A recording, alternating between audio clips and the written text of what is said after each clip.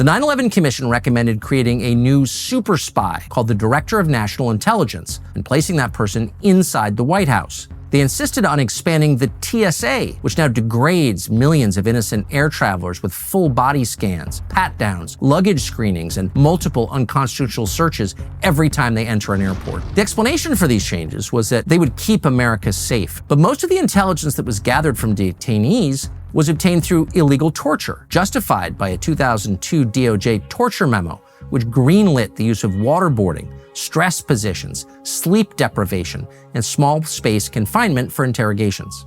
Think of it this way. In 1946, we executed Japanese soldiers who had waterboarded American prisoners of war, right? Waterboarding was a death penalty crime. In January of 1968, the Washington Post ran a front-page photograph of an American soldier waterboarding a North Vietnamese prisoner. On the morning that that picture was published, the Secretary of Defense, Robert S. McNamara, ordered an investigation. The soldier was arrested, he was charged with torture, he was convicted, and sentenced to 20 years at hard labor at Fort Leavenworth. The law never changed, but somehow in 2002, like magic, the George W. Bush administration's attorneys at the Justice Department, the CIA, and the National Security Council decided we didn't have to pay any attention to that law. And because we were the good guys, we could do anything we wanted. And that's how the torture program came to be. The CIA set up secret black sites to conduct torture around the world. There were sites in Afghanistan, Poland, Romania, Thailand, and many other countries. Many of these places were so secret that the presidents and prime ministers of the countries that they were in had no idea that there was a secret CIA prison in their country. These were handshake deals between George Tenet, the director of the CIA, and whoever happened to be director of the intelligence service in those countries. And the reason why there were so many of them was not because we had so many prisoners that we needed multiple locations. It's that word was bound to leak out that these places existed.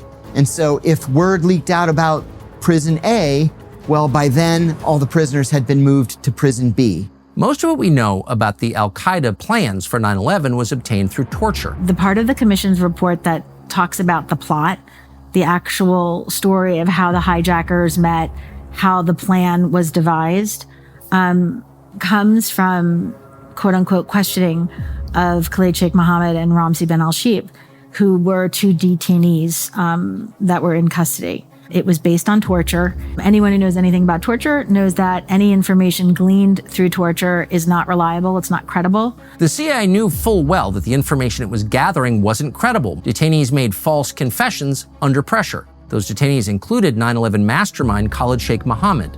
Khalid Sheikh Mohammed is probably the best example here. He confessed to, for example, murdering Daniel Pearl.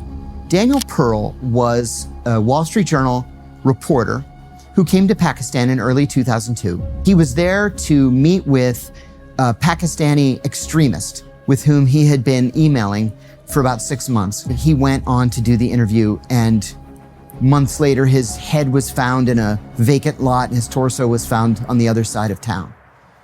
Well, we know who killed Daniel Pearl. He was arrested, he confessed, he pointed the Pakistani authorities to Daniel Pearl's torso, and he was sentenced to life in prison.